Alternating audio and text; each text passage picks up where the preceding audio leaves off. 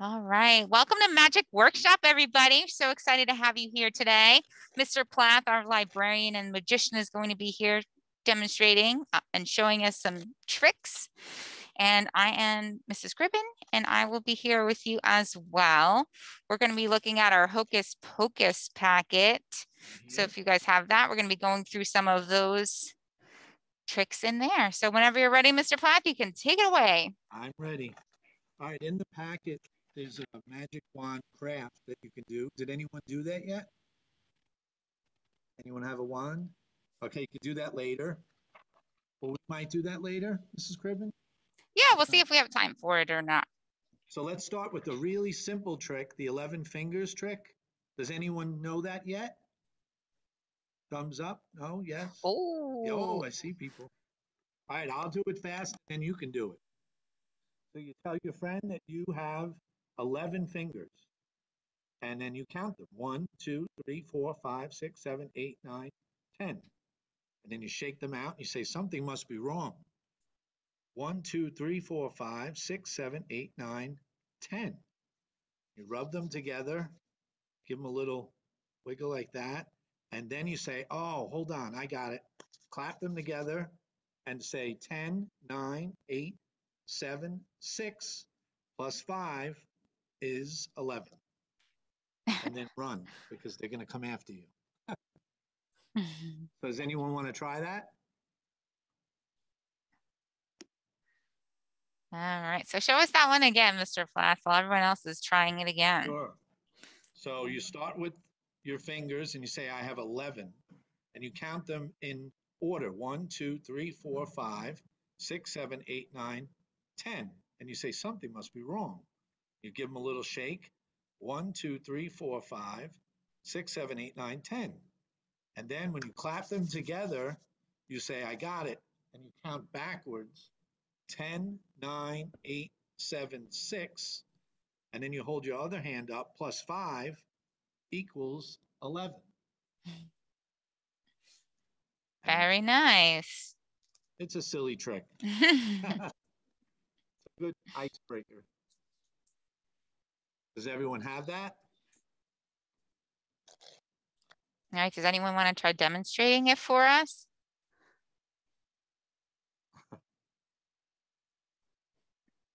No, you're going to be shy? No? Okay. Okay. All right. Maybe when we get warmed up and try some other tricks, we can demonstrate some other stuff. So the next one is the magnetic pencil. And you could use your magic wand when you make your wand, or you could use a pencil, or you could use a fork or a spoon. And what you do, I'll use this wand right here, is you hold it in your hand, and you hold your hand to keep it steady.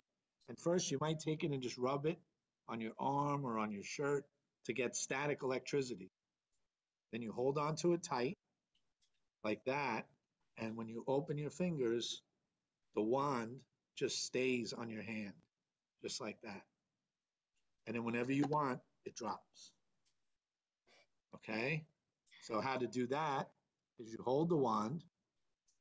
When you grab your wrist like this, underneath you take this finger, your index finger, and you hold the wand. You sneak it from here under and hold the wand, and then you let go. And what they can't see is that, but you show them this. So it looks like it's totally floating on your hand.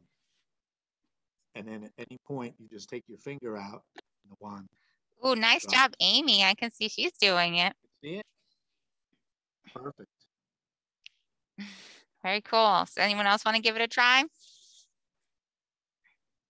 If you turn on your cameras, we can give you tips as you practice this.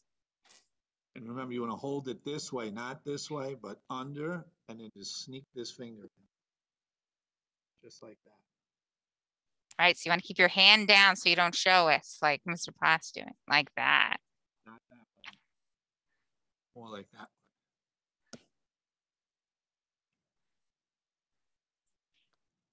way. Very nice. All right. Let's see what else is in here. The next one is a magic trick with math. And we'll do really simple math. how are we going to do this one, Mrs. Krugman? I would have to ask you to think of a number from 1 to 10. Sure. Okay, you think of a number from 1 to 10. Okay. And you don't tell me. Okay. And I say, let's make it really hard, really, really hard. Take your number, you remember your number? Mm-hmm. And multiply it by 2, times it by 2. But don't tell me. Okay. You have a bigger number? Yeah. Now let's make it even harder. Multiply that number by 5. Okay. Now you have a really big number. Mm-hmm. Now let's get rid of that number. What's that big number? That big number? You want me to tell you? You can tell me the big number, but don't tell me your first number. Okay. It was 80. 80. Okay. So get rid of that. And now concentrate on your number. And then I'm going to try to read your mind. See, I'll make a little box here. You're thinking of it? Yep. Getting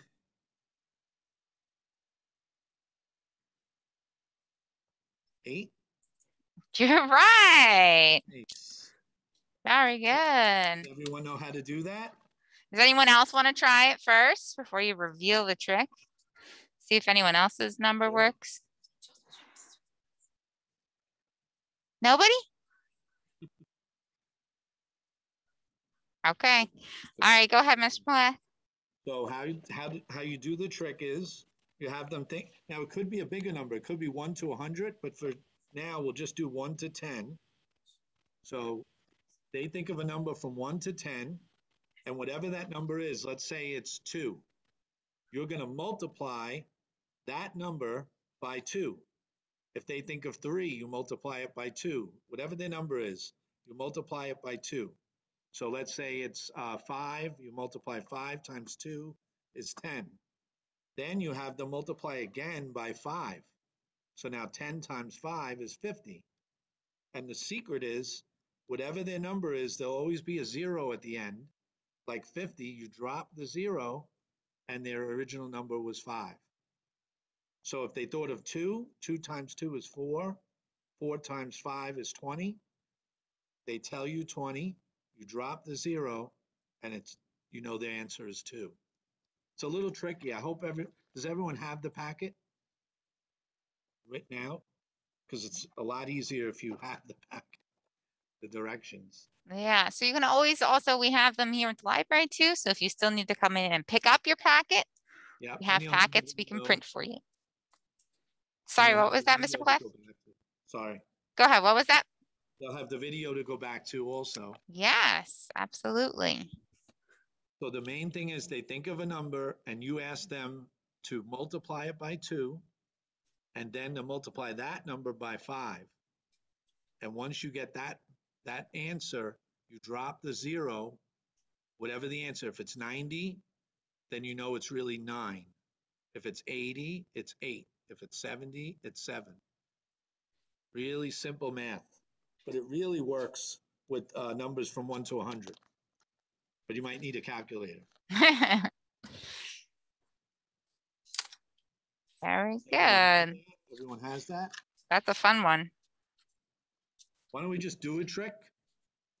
All right. One I'm not going to teach. I'll just do, okay? This is the oldest trick in magic. It's called the cups and the balls.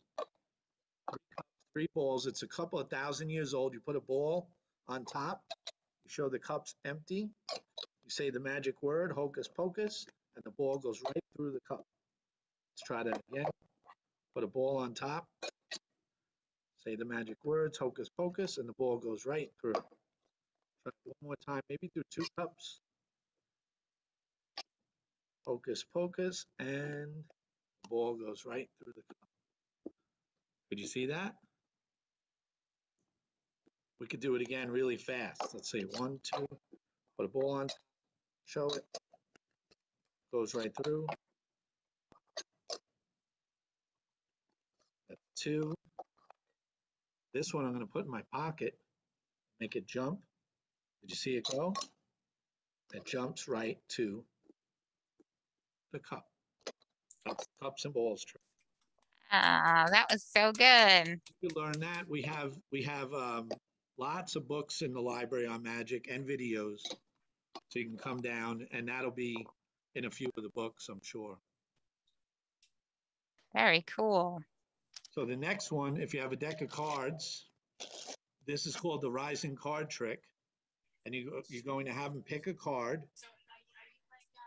Let's say it's that one. And what you're going to do, I'll just do it first. You're going to hold the deck like this, and the card is just going to rise up out of the deck like that. And how you're doing it is you push the card with your finger, or you can do it this way. You rub the top, and then all of a sudden the card starts to come up like that. And that way you're putting your index finger, but then your pinky against the deck, and then you're just pushing up with, it's all with your pinky. This finger just rubs and you just pull up, and it looks like this when they see it, just like that. And even better is you put the deck inside the box. This way you can't use your finger, and then the card, wait, hold on. The card, come on, there we go, comes up out of the box. And how you do that is you cut a hole with your parents in the back of the box like that. You could just use a pencil or something and just break it open a little bit and make a hole. This way, when you put the cards in, and make sure their card is on top, now you can just use this finger. This is the backstage view, and you're just pushing up like that, and they see the card is floating up like that. Does anyone want to try that one?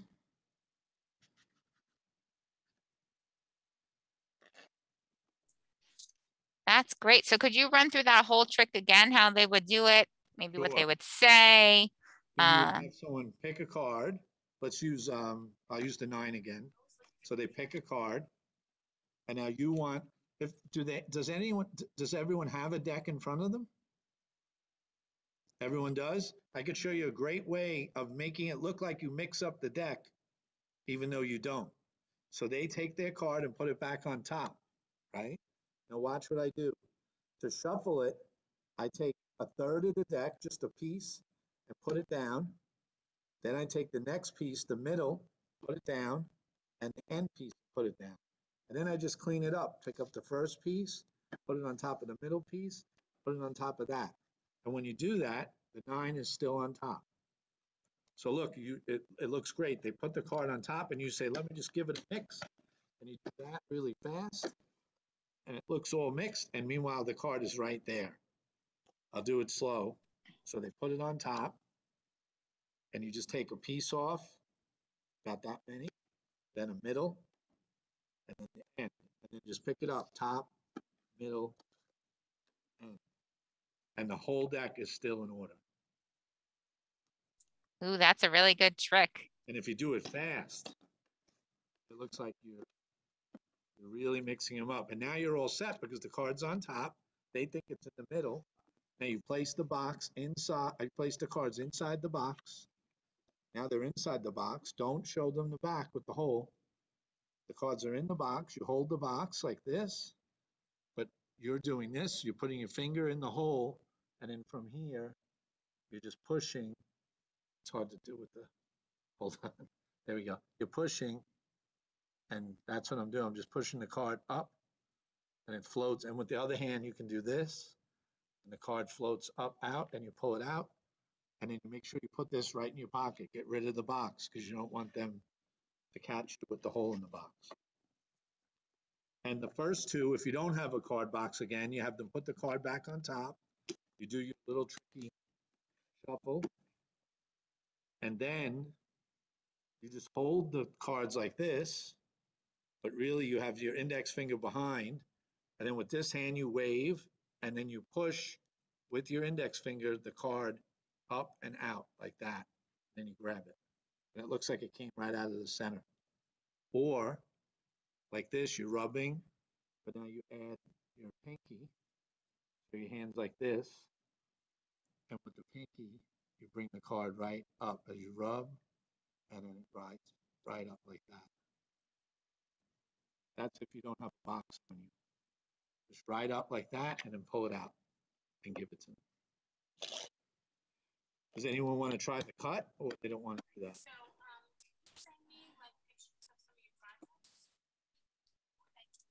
Yeah, does anyone want to try practicing that?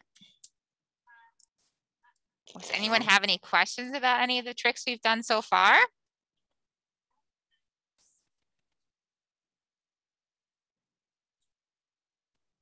All right. You want to show us another card trick, Mr. Plath? Sure. Everyone has cards on them. Let's see. I could show a good one that you can do. Let's see. If we take the jacks out,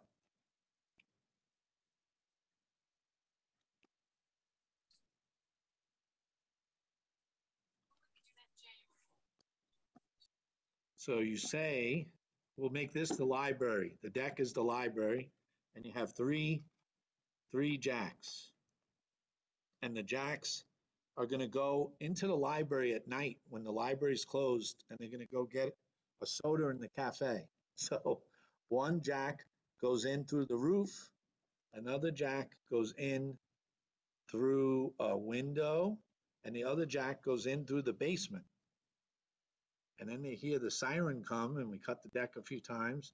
There's a big panic because here come the police. And when we look through the deck, you'll see that all three jacks are back together again. And they're all caught by Mr. Barkey. So you know how that works? Did you figure that out, Mrs. Cribben? No, I did not. So how that works is you have one extra jack, because there's always four of a kind. So you leave one on top of the deck. So you always start with one jack, any jack on top. Then you have your three other jacks. And you don't name them like diamonds or hearts or spades. You just call them the three jacks. But remember, there's one jack already on top. So when one jack goes, and it could be anything, they're breaking into the bank, they're breaking into a house. This burglar goes in through the roof. This burglar goes in through a window, and this burglar goes in through the basement. And now what's really happening is two are on top and one is on the bottom. So when you have them cut the deck, you bring them together, and you can cut it as many times as you want. And when you fan through, all three jacks are back together again. Ah, that's a good one. See clapping. That's a good one.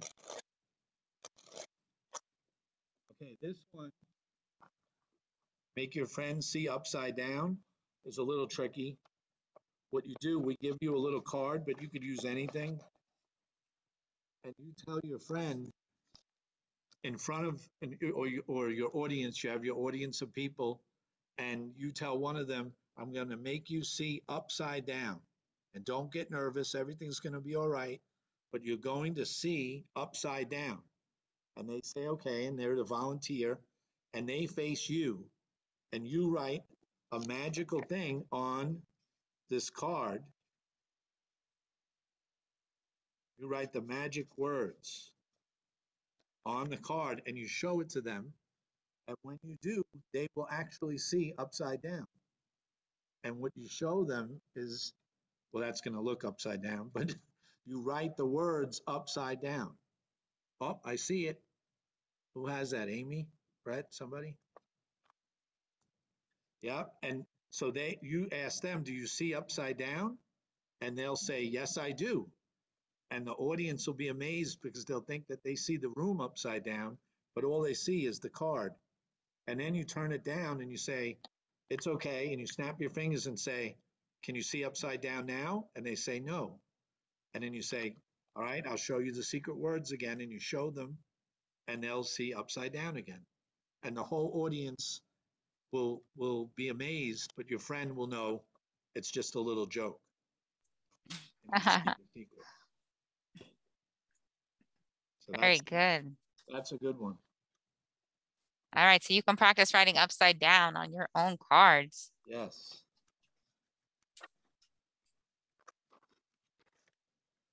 Another one is the rising ring illusion. For that one, you want a rubber band, but you don't want to call it a rubber band. You can call it a little piece of string or something. And then you need a ring. I only have a paper clip right now, but we'll use a paper clip. And you have a rubber band. And what you're going to do is hold the rubber band. You want a little bit of the rubber band in your hand already. So see how big this is? You want to take a good chunk of it and put it in your right hand. So it looks like it's only this big. But really, in my right hand is all that rubber band hidden away. Okay? And you hold this. And don't call it a rubber band. And then you put the ring or the paper clip on it like that. And you say, watch, we're going to defy the laws of gravity. You hold it up this way. Well, actually, yeah, this way. And then it's going to look like the rubber band, the ring or the paper clip is going up, but really you're going to let loose the slack in your hand. And as you do, it'll start to rise. See? It's going up, up, up, up, up. And all I'm doing really is letting go here like this. And it gives the illusion that it's climbing up the string. And I would call it a string. This way they don't know it's a rubber band. So it looks like this, and then it starts to move. And it looks much better with a ring.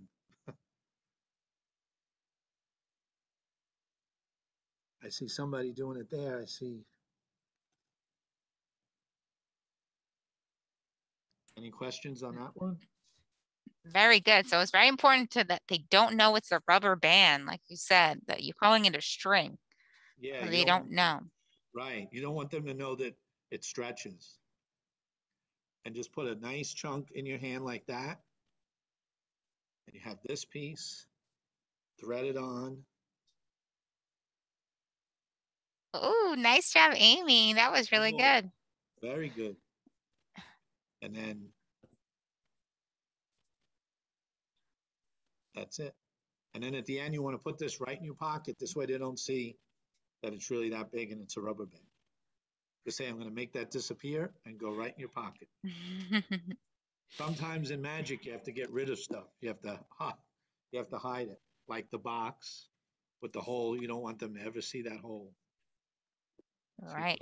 And it's also important in magic to continue to practice this. Yes. You got to keep practicing so you can get good at these tricks. And at least 100 times in front of your mirror, and then maybe show your parents or your siblings, and then show a friend. But in front of the mirror is the best. Yeah, because then you can see exactly what the person would see that you're doing the trick to. And you can see the angles. I did this about 20,000 times, maybe, I don't know. I put the one die in here, I put this one here, boom, gone, and it jumps. And I just did it over and over. Look, over and over and over and over, never ending. We just did it 3 times. You want to do it hundreds of times, like Mrs. Cribben said, until it's perfect. Wow, that's so good. You could do the same move with a ball, but you want to do it 1,000,000 times till it's smooth. You do a coin like that,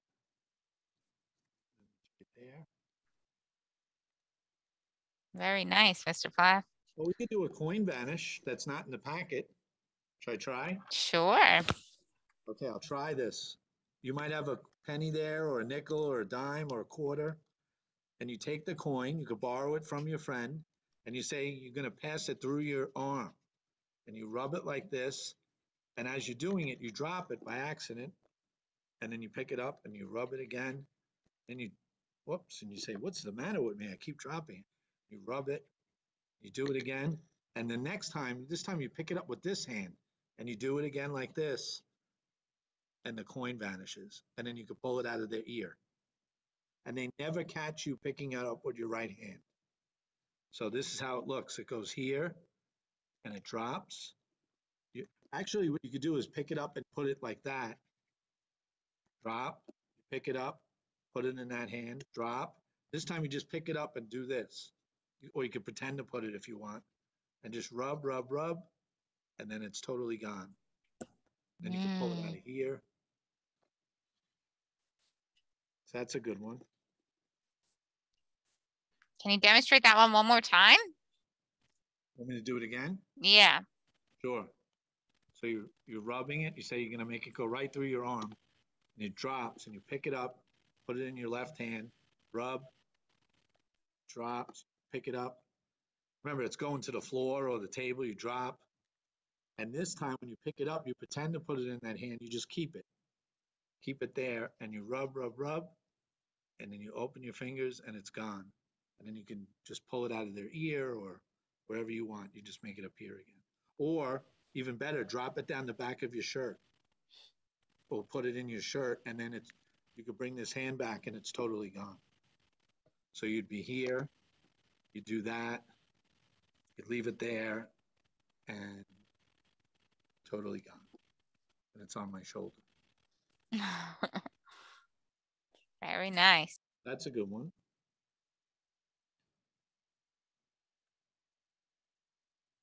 So we skipped the ice cube trick for obvious reasons, but you can practice that one at home. Oh yeah, we could talk about it if you want. Sure, go ahead. So you want a cup that you can't see through, and you cut out a little sponge. Take a sponge and cut out a circle and stick it inside. This is the cup. You stick it into the bottom that it fits nice and snug. The sponge, a nice fat sponge in the bottom of the cup, and they can't see it. And then you have a pitcher of water or a nice big glass of water, and you put 2 ice cubes inside on top of the sponge, and they're sitting there. And you take your glass of water and you pour a little bit into the cup. No, don't pour too much, just enough. Give it like a trickle that you see it dropping in, and it'll be absorbed by the sponge. And then you wait a little bit. You'll know when you do your magic wand and say hocus pocus or abracadabra, and then you just turn the cup over and spill out the ice cubes, and the water will be absorbed inside. Don't flash it that way. Make sure you do it to the side, and then get rid of that cup again, and you have the 2 ice cubes. You can put them in your glass. So you turn water into ice cubes. Did anyone try that one yet? No? I don't think so. All right.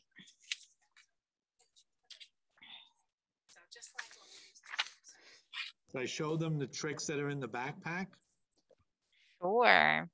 So right now we're working on a backpack, which will have some other magic tricks in it. So you can check that out.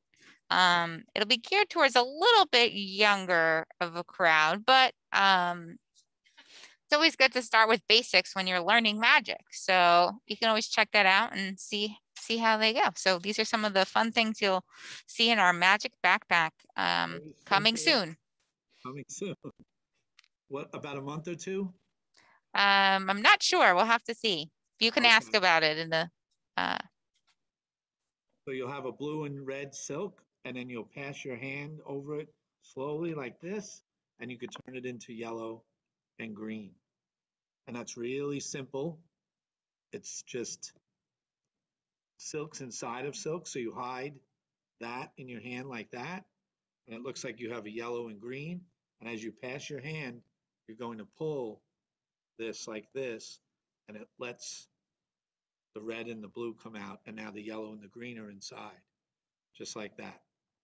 So that's a nice one you can get at, I think they sell this at Einstein's Attic, if that's still open in town, or in any magic store.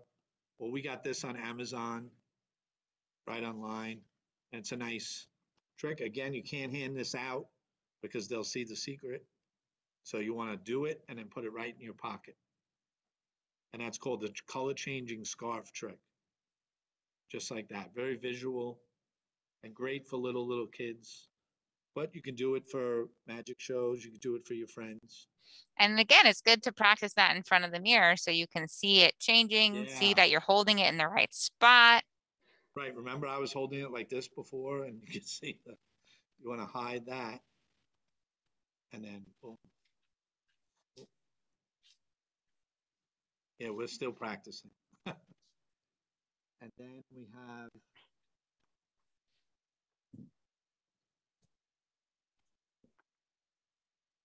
this trick, which is like a little flower pot. This will be in the backpack. And you have your wand and you say the magic word and boom, you grow a little flower just like that. Very cool. Should I teach that or just leave it? Just leave it. Sure, okay. So that comes in the backpack. Very nice. And we have some good magic books in there too. So yes. And a DVD, I think. Very cool. So anybody have any questions before we go? No questions? So just remember to keep practicing these tricks. You can rewatch this video that we'll send out later. Or you can come to the library and get a lot of really cool books and activities to continue practicing at home in front of a mirror to really get good. And remember the first rule in magic, you know it, Mrs. Griffin? The first rule in magic is don't tell the secret. And the second rule, does anyone know the second rule in magic? No? The second rule is never repeat the trick. So Mr. Plath broke both of those rules today. I did. You can't repeat the trick because if you repeat it, then they're going to figure it out. So do it once and then put it away and just smile. Say, how did you do that? You say, can you keep a secret? And they say yes. And you say, so can I. Good one. So Mr. Plath, we actually just had a question come up in the chat. Oh, sure. From Hayden and Violet, and they want to know, could you explain how you passed the coin and then the hand was empty? Oh, wait, the coin. What did I do? So how you were doing it through your hand and then it was empty. So can you explain how you passed the coin? When I pass it, you mean? Mm-hmm. Sure. So you're rubbing it like this and it's right there. Even when I'm rubbing it, you can't see it though, right? But it's under there and you rub it and then you drop it by accident and you say, oh, I'm sorry. And you pick it up with your right hand, put it in your left hand, and then bring your right hand up again like this and rub. And then you just let go a little, oh, and it drops and you say, I'm sorry. You put that there and say, okay, it's a really hard one. And as you drop it, maybe the third time, you pick it up with the right hand, and instead of putting it in the left hand, you just pretend, just keep it in your right hand and just tap your left hand like that and go up. See, if you get better, you can do something like that. And that's harder though. That you'd have to practice. It's called the French drop. It's not easy, but so you want to drop it, pick it up, and just pretend to put it in the left hand and come back up. And now it's not there, it's in my right hand. I'm just doing this and coming right up and right to there. And after 3 times, they're lulled into that you're going to do the same thing. And on the fourth one, you just do that. I've actually picked it up just like this, and they never see it, and it's gone. And you drop it right down your shirt, sit it on your shoulder, put it behind your ear, or you can keep it in your hand and then reach out and grab it or pretend to grab it from under there. Go in your pocket, pull it out. That's a good one. Very nice. Any other questions? That was a good question. It was. Thank you for clarifying. Make sure you cut your box with your parents that you don't hurt yourself. Nice hole like that. All right. Well, I think that about wraps it up for us then. Great. Thank you so much, Mr. Plath. We had a great time learning all these tricks. Thank and you. Hope you guys had fun and come into the library and show us some of your tricks when you master them. Thank you. Thank you. Thank you. Good. All right, let's all disappear now.